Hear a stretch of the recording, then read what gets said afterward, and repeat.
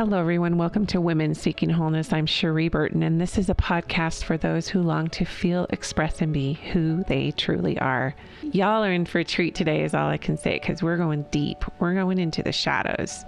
My dear soul friend, Angela de la Agua, whose retreat I will be going to at the end of August in Baja. By the way, there's a couple spots open, so message me or her if you're interested in going. Anyway, she's one of the bravest people I have ever met in my entire life. She has lived alone in the desert for 11 years, all by herself, because it was an initiation of sorts into her path as a priestess. And by priestess, that can mean so many things to so many people. For her, it's about guiding others into full soul integration through the process of facing their shadows and being fed on multiple levels through sacred nourishment. And through living alone, she's learned how to give that to herself, which is a deep lesson for all of us as we tune into what it is our soul is calling us to look at, observe, feel, and really embrace. Oftentimes, it's our shadow aspects that reveal the most about what our path really is. Many of you are feeling like you're in it. You're in the chrysalis of this butterfly that wants to emerge, and there's so many aspects to what we've shoved down, looked past, that now want to be seen, embraced, and noticed, and felt, and expressed. So we're going to go through 4 ways you do that in this episode. You know, I haven't really talked about this on the podcast yet, but I do have a women's wisdom circle that I'm starting as a sacred container for women wanting to be helped and supported and guided through the transitions they may be facing, whether it's a dark night of the soul, something big that's coming out, supported with the safety of a tribe as they start to unearth the many things that they have looked past, stuffed down, and also just wanting to express their soul voice through a sacred container. That's what the Women's Wisdom Circle is about. It's waitlisted. I'm hoping to launch it September, October. So you can go to my website, cherieburton.com, and we're under Work With Me. You should be able to see that there. I wanted to just offer that now as we go and explore this really deep topic of shadow work. It's a Jungian term. I think that's where it originated, and I'm all about Jungian psychology and depth psychology. But as we're talking about it here in the course of this discussion with Angela, a deeply feminine aspect to our souls and our bodies that wants to be seen, heard, embraced, validated, loved, explored, and integrated.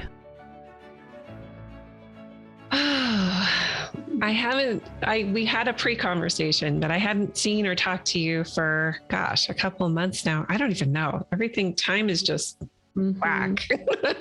Yeah. But you were very instrumental in guiding me through very recently, actually, this last Venus descent, which it was like December. When did it start? It started with Venus's retrograde in December 19th, 2021. And that went through January 29th, 2022. And it happens roughly every 18 months. Is that correct? Where we have this Venus descent.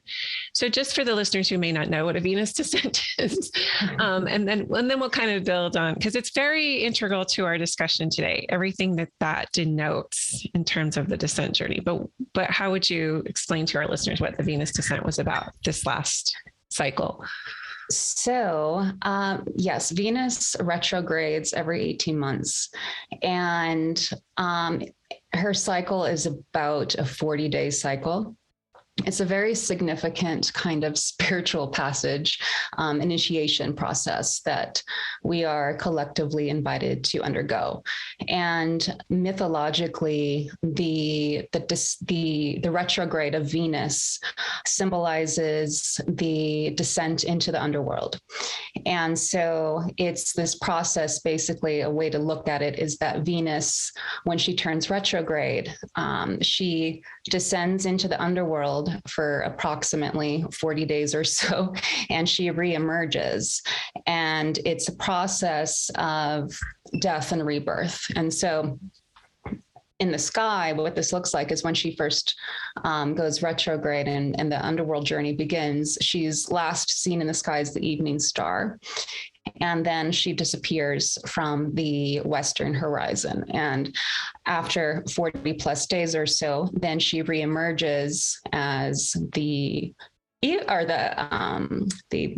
morning star, the morning star in the eastern horizon. And so she's gone through this huge underworld initiation journey. She's completely transformed and she's rebirthed on the other side of this process as a morning star. And so the program that that you went through with me and that you're referencing is called Descent into Truth.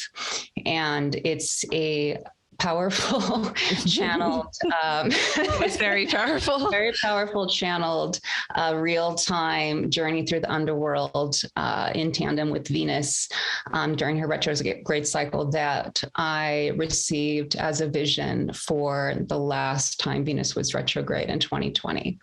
And wow, 2020 was the last one. That does make sense. Yeah, it was May and June of 2020, which is a real spicy time on the planet. So. Yes, there was a lot. Yeah. And Venus, and we'll get into, I want to get into your background a little bit and how this came into your life and into your path. But Venus is a very feminine planet. And the fact that it was coming into 2022, like the onset of 2022, which is also a very feminine number. And we're in this era of the feminine. And it's just almost like, okay, I'm going to drop down in 2020 for y'all. And then I'm coming back into the onset of 2022. And for me, it just felt so timely to sort of, for lack of a better term, descend into the shadows that I didn't look at the 18 months prior, because there was so much mayhem on the planet and so many things happening. And then coming back into like, oh, now this is where it really gets personal. This is where I really get to, what I loved about it is that Venus in this descent is like with you. It's not like she bails. It's like, I'm here with you. And for those people who are like, how can a planet be with you? It's hard to explain, but there's just this essence that was very present for me, and having you voice and sort of midwife us through that process, going down into the underworld and sort of like facing that shadow. It was less ominous to really look at my shadows when there was a group container for it. And then with your guidance and the things that were coming through you with transmissions, it was just super powerful. So we'll get into this because I have some notes that I took during that. And I definitely want to visit that, especially as it relates to our topic, which is, going into the unknown and entering the void and what that means. But obviously you had to do that in a big way because of the work you're doing now. Every time I see someone empowered who's like guiding people into, the path of truth, the descent into truth, they themselves have had to go through a whole metamorphosis. And I was asking you earlier, like, Angela, I don't really know that much about what you used to be like. And you're like, I wasn't always like this. So that's really intriguing to me. So why don't you just kind of take us through maybe some highlights of how this priestess path found you and where you were at? Well, yeah, there's definitely so much there. I call it my path of awakening, basically, is where it all began for me. Before the terminology or the awareness of priestess ever came to me, I was already embodying the role of a priestess without knowing it, I suppose. But before, basically I've lived in the desert in Joshua Tree, in the very same little remote, isolated cabin out in the desert, for 11 years now. And for those of you not watching, I'm like shaking my head in awe, because that feels like I would be scared, like straight up. To live by myself in the middle of the desert. But anyway, we can get to that later. I'm just saying. Yeah. No, that's super brave. That's the thing. Like, this was the move to the desert is what changed everything. It was a huge huge indication that something in me was changing, because even the idea of just moving somewhere brand new would have terrified me previously, to the point of like not even considering it. Like I would have had to do something like that, at least with another person, or know people where I'm going. And in this circumstance where I was at in my life, I mean, up until that point, I was in my late 20s. I was going through my Saturn return, which completely like ripped me apart. And usually people get that with the Saturn return. Yeah, it happens in your 20s, doesn't it? Typically, it happens around the age of 28 to roughly.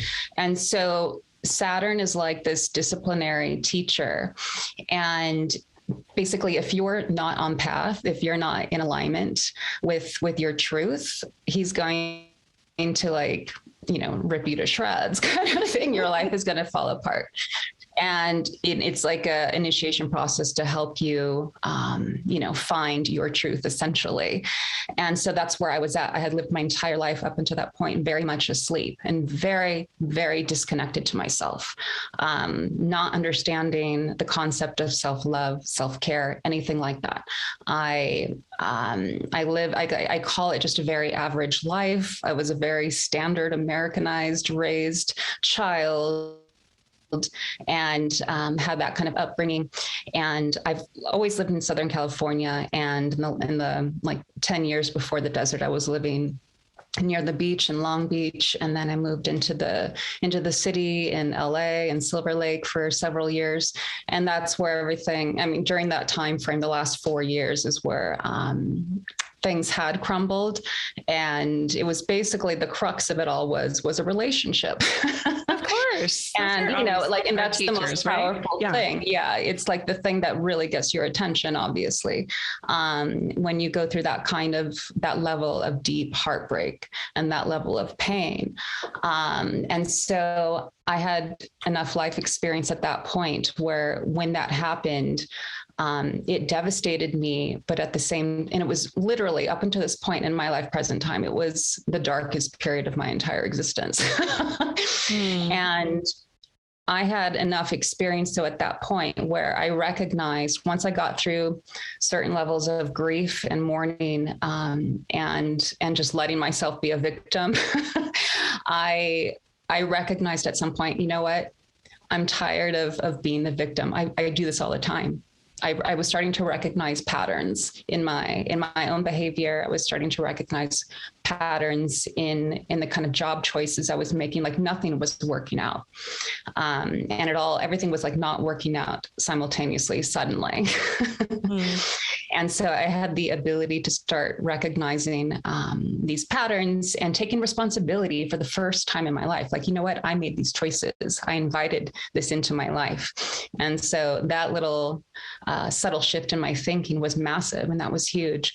And so it went from being in the depths of pain and suffering to something that was the seed of awakening in me. Like, okay, I accepted that happened, and I can be grateful that it happened, because now I feel like I can let it go, and I feel like I'm ready to move forward in a whole brand new way, where I don't identify as the victim anymore, where I don't blame other people for my problems, and I take responsibility for everything. So it was a very empowered kind of moment, and probably the first of my life at that point. And basically that just put me on a trajectory of being very open to the world, because I had been very closed down for a long time. And I was tired of it. And I was ready to explore and see new things and go new places and meet new people. And it basically brought me to Joshua Tree for the first time with a group of friends. And it was just like a few hours for a day trip, but it completely changed my life. Like, I had no idea. I'd never been to the desert before, even though I'd lived a few hours away always. I'd never gone. And I was not prepared for it. I didn't believe that I would care about the desert because I'm so water oriented that I always just like the idea of the desert is very well, that's because it's like Angela de la Agua. That's water. Yeah, it's the water. Yeah, I was very, very, very identified with water. And so yeah, I didn't believe that the desert would have anything for me at all, but I didn't care. At that point, it was just like, I just want to go new places. I'll go anywhere kind of thing. Because I had never really gone beyond the comfortable parameters of Southern California, really not traveling much at all and anything like that. So I came out to Joshua Tree, and like it's renowned for the national park and the beauty and the magic there, but we didn't even make it into the park. We were just driving through town, just driving through the town, and something shifted in me. I was just like, wow, like I felt the energy of it. And I felt myself wondering, what would it be like to live out here? And it was like such an interesting thought that came through. And so basically, after that trip, I came back as much as I could, as often as I could, which was never often enough, but I couldn't stop thinking about it.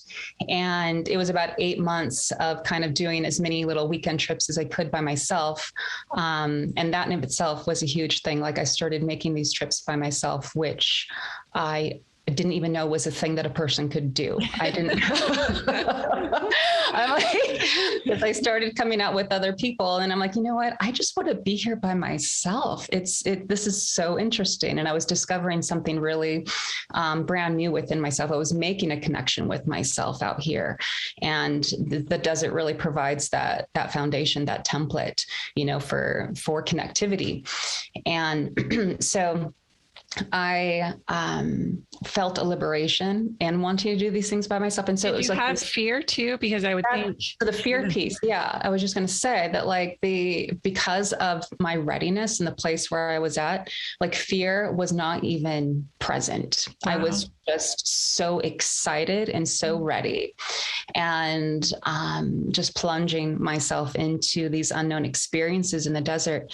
And about 8 months into that dynamic of still living in LA and coming out on trips, it was like this really pivotal moment of being in the national park at the end of a weekend trip.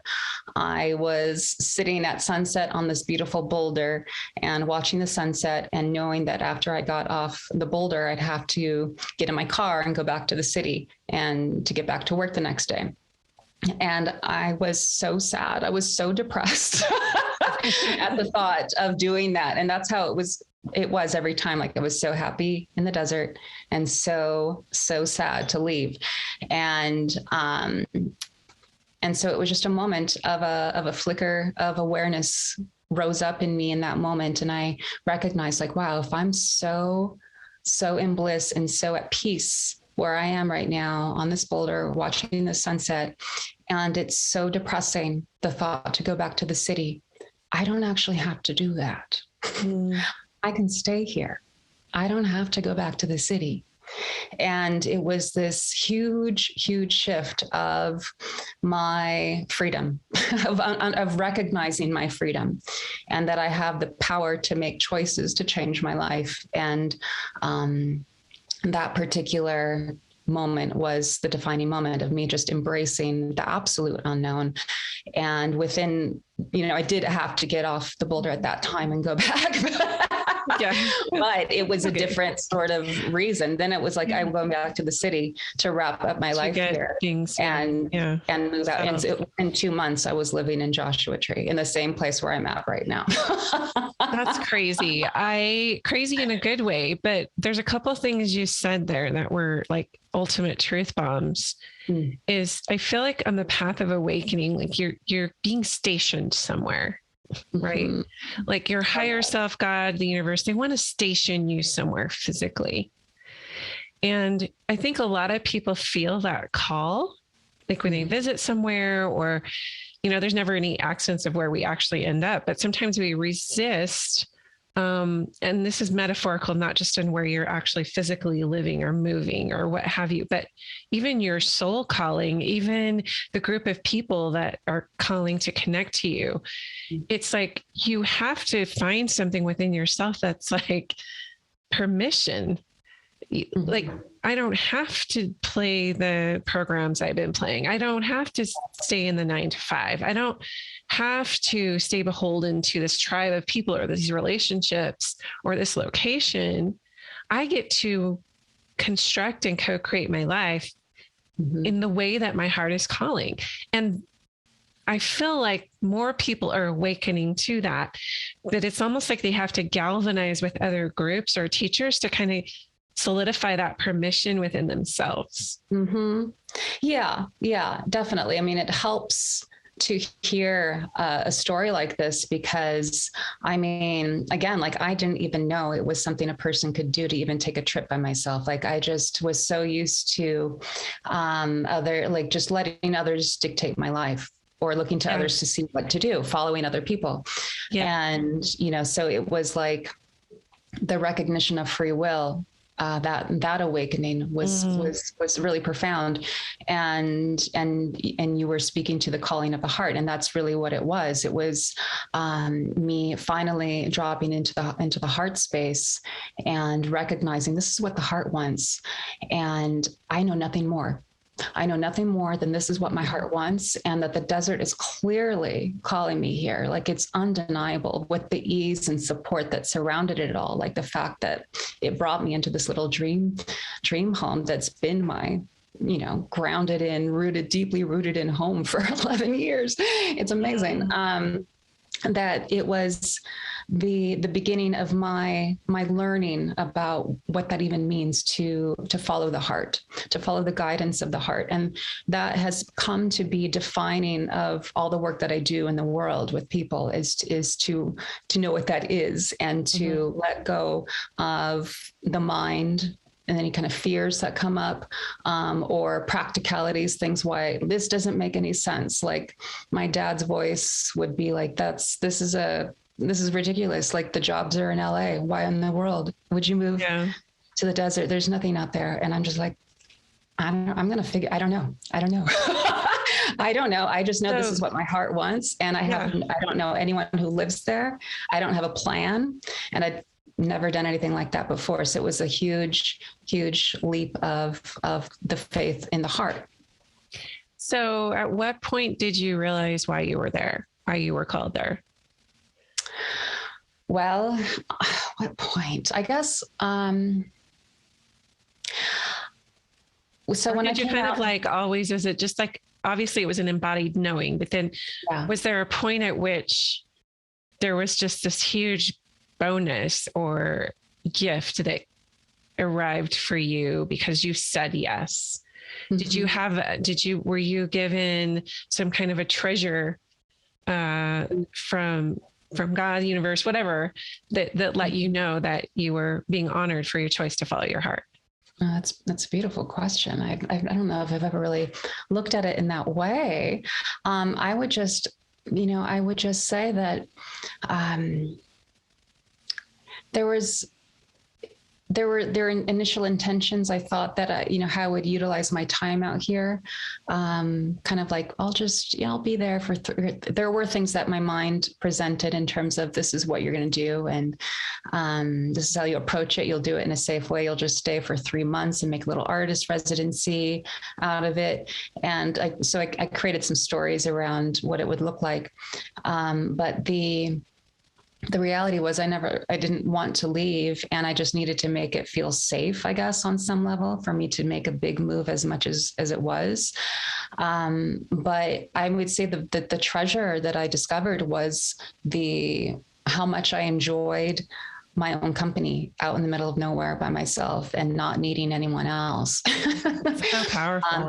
It was, and then this is just coming from a life lived of looking to other people to fulfill me and looking externally for love, for validation, for approval. And because there was not a lot, but enough criticism or questioning from the people who surrounded me or family, there was a lot of support, but there was also the critical voices. And just the fact that I was able to move forward and not care basically what anybody thought about it, was the gift. You know, it was like my starting to navigate my life, on my heart's terms for the first time. And that's the gift, because that's the gift again, that's continued to expand. And learning to, like, fear was a big theme in the beginning, because it was like, wow, I'm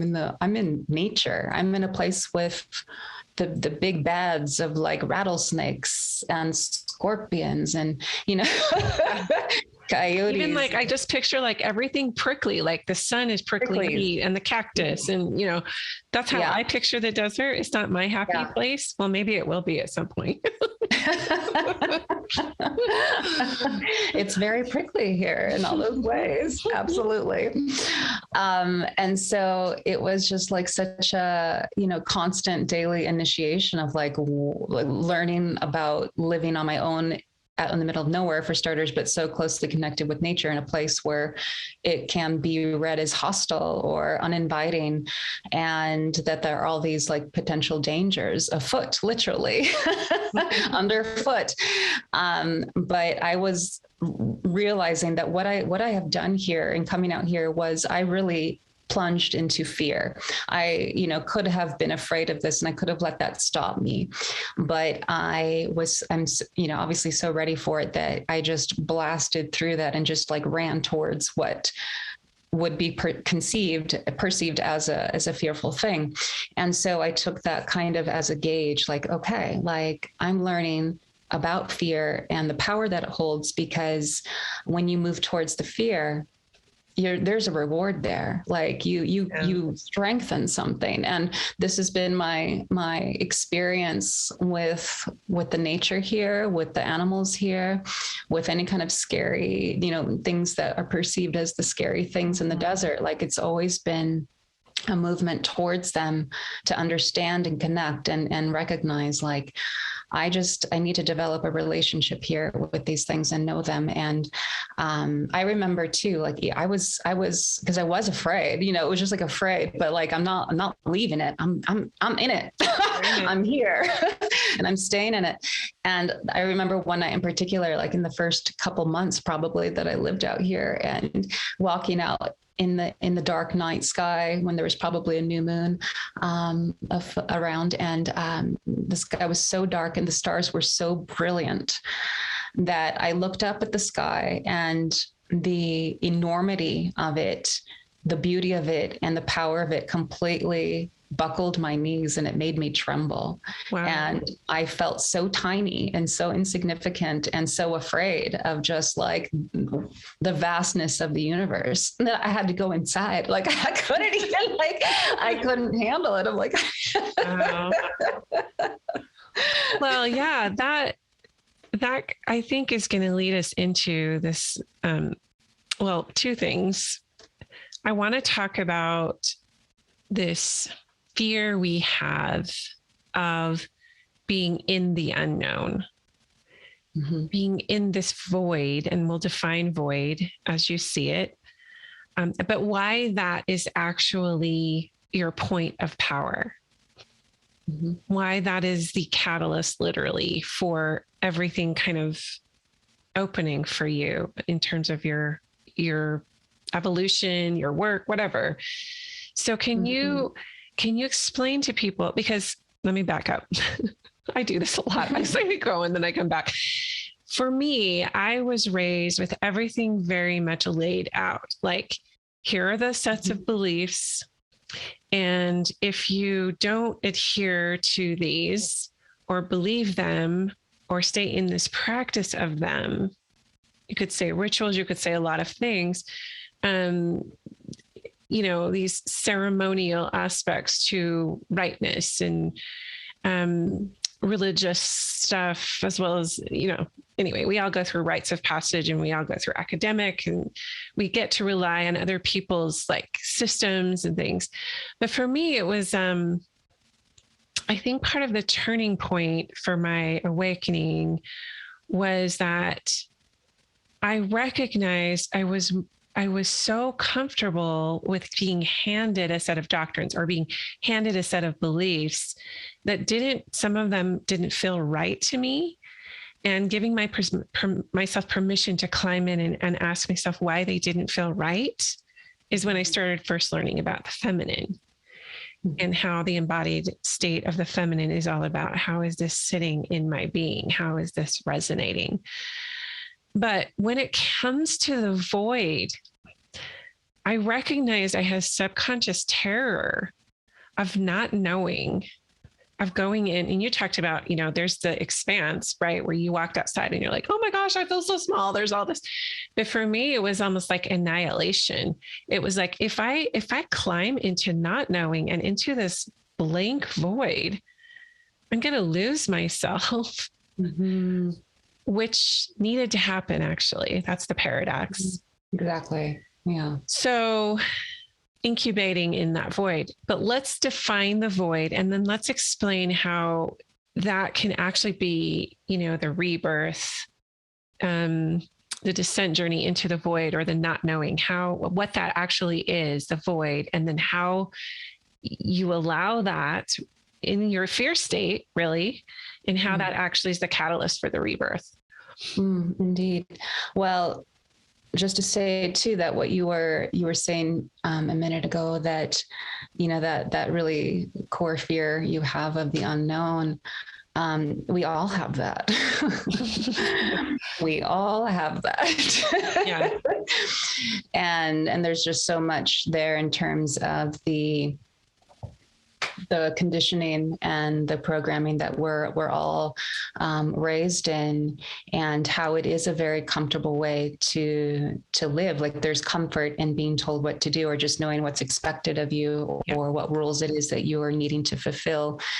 And it's a very comfortable way to be, but it's like the power resides in what's uncomfortable, and learning what it means to let the things that you've been conditioned to believe to fall away and to dissolve away, and to die, and whatever is truly of truth, truly of truth, and in your own being is something that will be rebirthed.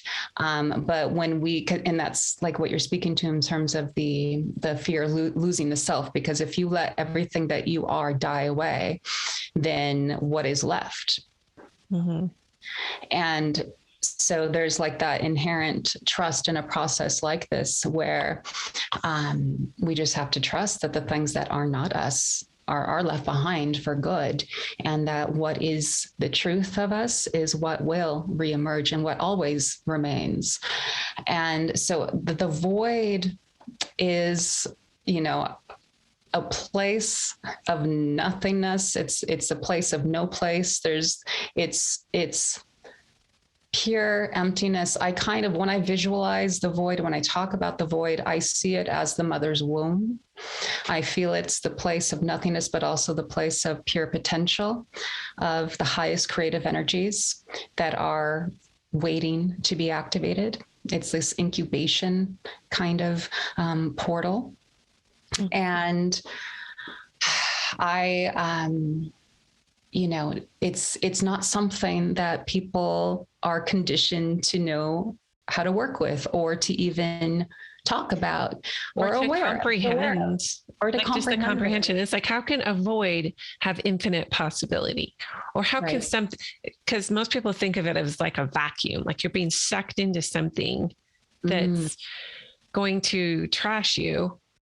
Because the dark is scary, Yeah. And it's like, you talk about embracing this. I love the mother's womb. That's how I envision it too. I envision it as literally enwombment. But at some point you just have to surrender. And so the paradox for me, the fear was, if I do surrender into this, I am toast. Like I am just, something sinister is going to grab me and not let me go, and I'll never return. That was the shadow fear. Yeah. When in actuality, that embracing of it was actually where everything just blew open for me. And things just started showing up after that. So, yeah. Yeah. And that's the beauty and the power of embracing the shadow of going on a journey, like descending into the underworld, is to discover what is residing in that darkness, like what is happening in the shadow realms, because it's holding a tremendous amount of power, and it's holding a tremendous amount of our truth. And because it's in the shadows, because it's something that's hidden away, it's not given the proper kind of attention or love or honor. And so it's like everything that exists within these shadow realms within ourselves is some kind of aspect of our being, some kind of truth of our existence. And the true empowerment comes from the ability to welcome all of who we are, all of our experiences, all of our fears, and just honor them, and just recognize that all of these things are divine. It's all part of the divine expression. It's all divinity, and it's divinity wanting to express itself in all these different kinds of ways. And it's the beautiful thing about being on this planet in a human body is that it's so vast, it's so complex, and it's infinite what we can experience in these forms and what we can feel. It's like the amount of different feelings we can feel in one day is tremendous. And it's not like this single note existence of bliss on this planet. We get to feel everything. And so it's like this beautiful embodiment for the divine to be able to like have these experiences, and for us as humans to be in these journeys where we get to struggle with it all and just like feel like, no, this is not good, this is not good, this is not divine at all. This is not divine, this is divine over here, this is not. But to like go on a journey of transformation and a journey of awakening is to, for me anyway, is to recognize the divinity that is in everything, that is in everyone, and that is where we really rise up into truth within ourselves. And that's where we can really walk a path of peace and of alignment, and in a state of compassion and unconditional love for all beings. What ways have you found to really create some felt safety in entering that void? And what is your process for just, okay, here I go. I'm in a place of discontent in whatever area of my life, or maybe it's a daily practice. I went to Joe Dispenza's event in Mexico, and it was right after we did the Venus descent, and Venus was in the sky at 4 a.m. I think I sent you a picture. Sent me a photo. It was like 4 o'clock in the morning. There's Venus. And it was like, oh, and he was teaching us the same thing. It was how to access the nothing, the no thing.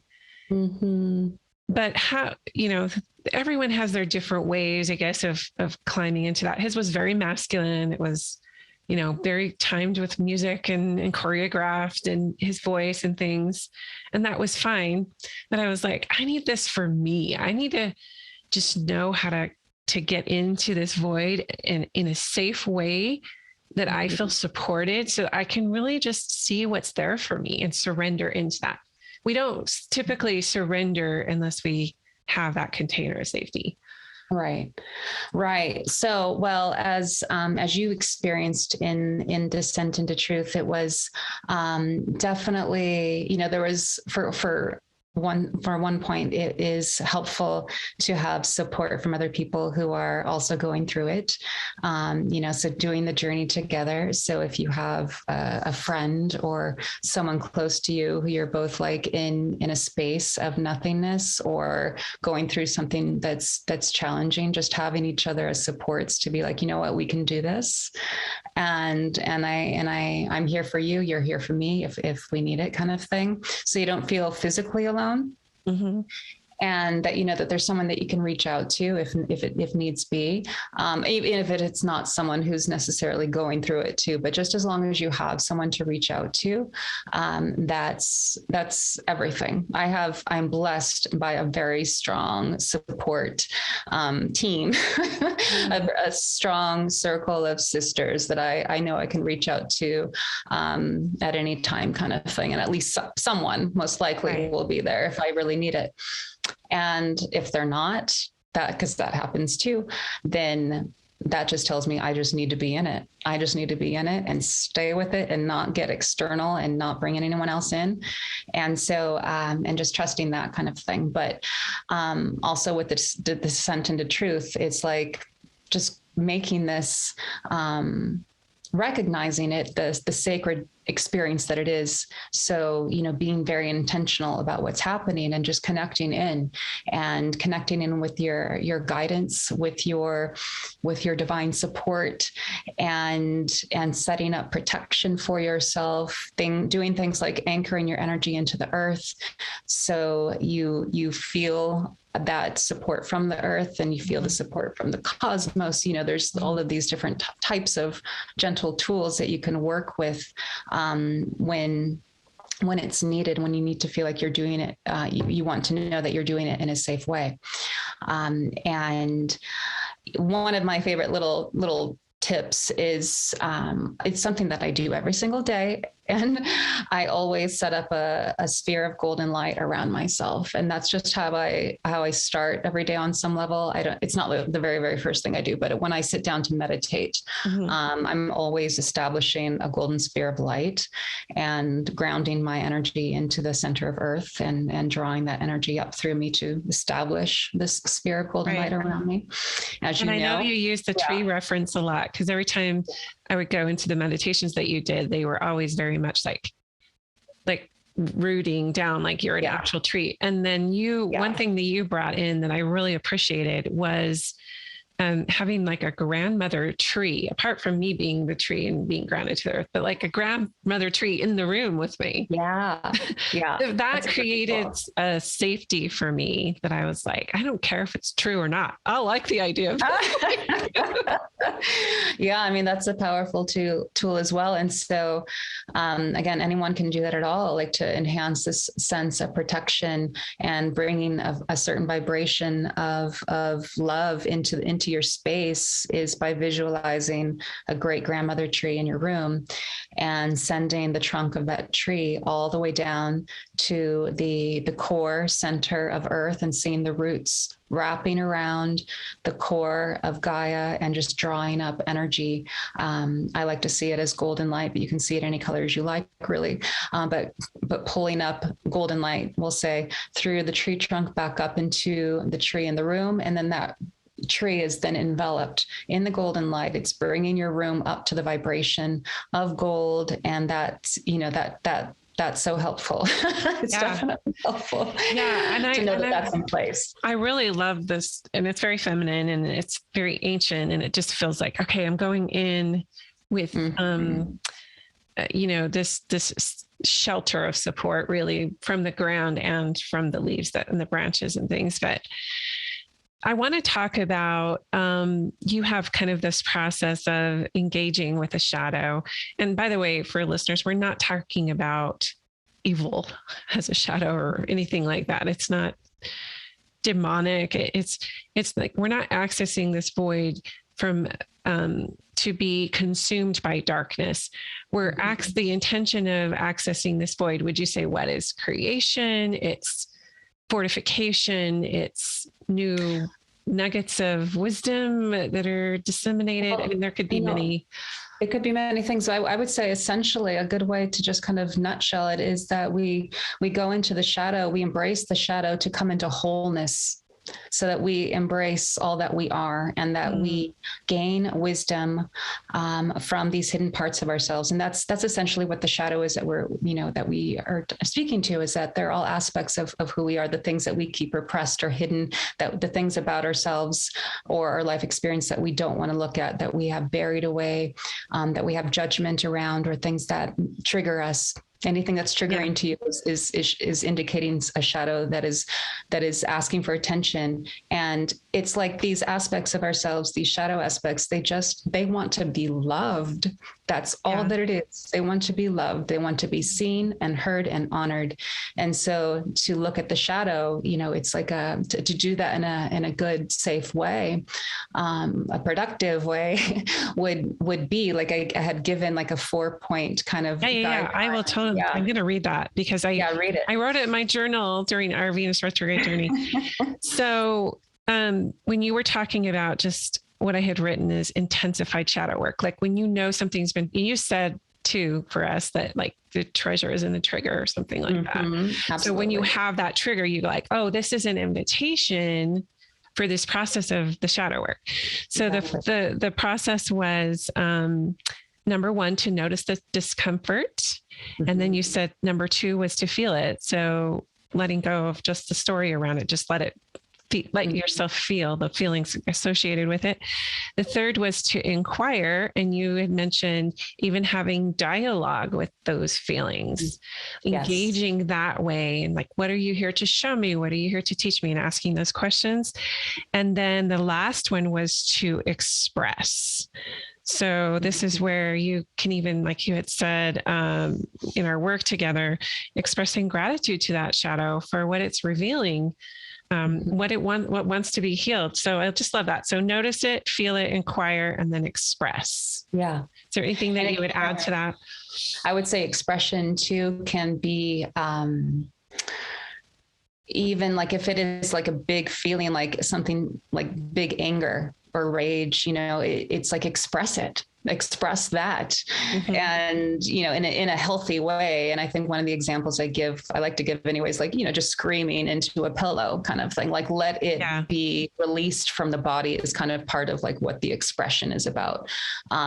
So I would add that in too. Or to share about it, to share about the experience in just in truth with someone else is another powerful way to express it. Yeah. I love that. There's so much complexity around the feelings we feel. And one thing I've been learning recently is that people are really convincing themselves they're happy. So they're putting that front, I guess you could say, out into the world, because if people saw my shadows, they wouldn't love me. And then I would be alone and I would get rejected. And I think what we're saying here is, hey, people are going to be drawn to you more when you're a clearer channel of acceptance for yourself and what those shadows are. They may never go away. I've been learning a lot about the gene keys. I don't know if you're familiar with those. But every gift we have has a shadow side. And it isn't until we experience the shadows that the gift emerges. We can't avoid them. And my whole religious experience was about stuffing the shadow, denying it, praying it away, moving away. There's something I'm doing wrong because I'm feeling a shadow. And that probably did more damage to my developing psyche than the light work. The light work wasn't working. Right. Because I couldn't climb into the shadow because that was evil and dark and scary. Yeah. And it's interesting because that's what the evil is like the condemning of the shadow. Like that's evil. Yeah, exactly. No, the shadow, it's not something that we don't do shadow work to get rid of it. It's part of us. It's part of our reality. So it's like, we have to integrate the shadow. And so that's what the work is for. That's what it embodied, like being a whole being in full divinity is to have an integrated shadow. And that's again, like going back to just love, like in terms of loving all that we are, and recognizing that when we do that work of moving through shadow experiences, recognizing triggers, no matter how subtle it is like, oh, there's something there. This is something that can happen multiple times a day to like go through a little mini underworld journey. Even if you think that you cleared it before, even if you think you already confronted the shadow and embraced it, it can show up in a different form. Yeah, absolutely. Later. Absolutely. Because it's so complex, because it's so nuanced, and because also it helps us gauge where we're at, because it might take many times for us to get this kind of practice down, where I'm able to do it because I have put this into practice for years and know every little trigger that happens. I'm just like, oh, okay, I understand. Maybe I'm not in the mood to do it right now, but I get it. There's like but something I see to look it. at. I'll come back to you later. the empowering piece, and this goes back to the beginning of my journey, where it was just like recognizing that this is something that's about that it is not about the other person. This is not someone else's fault or they're doing something to me. This is someone who's triggering me right now and showing me something about myself that is asking for healing, that is asking for integration, that is asking to be looked at, and that is asking to be loved. So that's empowering, you know. And the other empowering piece of it is kind of how you were talking about in your early awakening, is that you realized that it started with you, that you had to take that radical self-accountability and exercise the radical self-compassion. It's like, like the victim mentality just kind of like does not work for you anymore. No. You have to come to that recognition that like it really is your internal environment that is creating everything as your reality. Absolutely. And it's you know, it's something in terms of like, we want so much to feel safe and comfortable in our lives. And it's like, it's after 11 years of living out here in the desert and having gone through many underworld journeys that were not of my own choosing, you know. What's interesting, just a little side note, is the myth of Inanna, which is like the descent into the underworld, which is what, you know, I incorporate into that descent into truth. In the myth, the underworld is referenced as the Kur, Kur. And I learned later, after I had already established descent into truth, that Kur is another word for desert. And I was just like, oof, I live in the underworld. Okay. Like, this makes a lot of sense, because it's completely disintegrated me. It's completely, I have completely died and been reborn so many times here. I love it. And it's an ongoing, ever growing existence of transformation. And it's just like, it's always happening. And so I recognize that, and I invite it in. I move towards discomfort, and I set up practices not throughout the day, but I have practices every single day that are you know, just oriented towards that exact thing. Like, part of my daily practice is to take an ice cold bath every day. That's a massive initiation in moving towards discomfort. Yeah. And so that, and you know, and I know that's what it is. Like, this is just helping me embrace discomfort. It's doing a lot of other things too, but that's it. Never, you know, there's always that feeling of just like, ooh, I don't want to do this. And once I get into that ice cold water, it's so rewarding, and I am completely transformed every single time I emerge from that ice cold water. And that's a really good metaphor for the underworld journey. You know, it's like, I don't want to do this work. I don't want to be uncomfortable. I don't want to feel this way. But once you're in it, it's so rich. Yeah. It's so infinite. And there is like infinite creative potential in that nothingness, in that darkness. And what is rebirthed is always something that we can't even imagine for ourselves. It's so amazing. Well, I loved this. It was really rich for me. And I'm thinking of fertile soil, and I'm thinking of the womb, and I'm thinking of all those references where we actually, to climb in, we are always supported. And I think that that's a good qualifier, is that no matter how the darkness shows and the shadow and whatever, we're always supported. And when we awake to that, that's when we are awakened to that. That's when it all shifts, and we can keep going into the discomfort, as you said. But you've done the work, you've done the practice, and I'd love to have you back so we can talk more about the priestess, but our time is up. Yes. We didn't really even get to that, but what is the best place for people to find you online? On my website, angeladelaagua.com, I have my offerings of how you can work with me one-on-one on there. And I do run group remote programs from time to time. And I am starting to do more in-person experiences again. I do a lot of work with ceremony and working with cacao also. So ceremony. I love your cacao. I love it. It's another like directly connected in in terms of the following the guidance of the heart and accessing that love within. Cacao has been a huge teacher and ally for me that is a blessing to share with others. So you can find more about ceremonies, and I'm opening up more into holding really intimate transformational retreats in the coming year also. So don't tempt me. Yes. I'm actually just coming out of a serious void period of like the last 3 months of, and for me, what that meant is like, I did not know what came next. And it was very clear. Like, I have no idea what anything is. I don't know who I am anymore. Oh, yay. I went through that too, actually. Yeah. I was like, wait, and surrendering to that is the trick for sure. And just letting it be, and not forcing life, not forcing work, just for the sake of doing it kind of thing. And so I honored that void, and just freshly on the other side of it, like everything has changed in like a couple of weeks.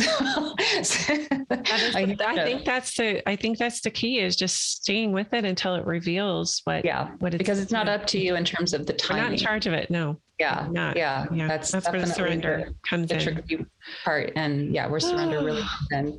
Love it. All right. Well, thank you. Thank you for your wisdom. Thank you for your presence and all that you've brought to me personally. And like I said, we'll have you back and dive more into the priestess path and how, that can reveal itself to those who are called into that in its many forms. But thank you so much for your time today. Thank you, Cherie. Thank you so much. Such a joy to be here. If you have any interest at all in joining Angela and I in Baja, Mexico at the end of August, there still are some spots open for that sacred nourishment retreat. I cannot wait. I am feeling the call to just come back to sacred nourishment and really integrate the shadows, the light, all of it, all of me, so that I can show up in the way that my soul longs to show up, in the way that my heart wants to be in this world. So contact myself or Angela about that. Again, you can find her on angeladelaagua.com. See all her offerings there. Absolutely love her work with ceremonial cacao and all of the stuff she does. It's absolutely beautiful and inspiring. And just to recap those 4 steps, those 4 ways to contain safety when you're feeling triggered or when your shadows are surfacing. Number 1, notice the discomfort. Number 2, feel it. Number 3, inquire, get curious. And then number 4, express. Expression comes in many ways, shapes, and forms, and healthy expression looks different for each one of us. But your soul will let you know what you need to do with the information that is being unearthed from your core. We're all in it. We're all in this chrysalis together. Thank you for listening. Have a glorious week, and we'll talk to you next time on Women Seeking Wholeness.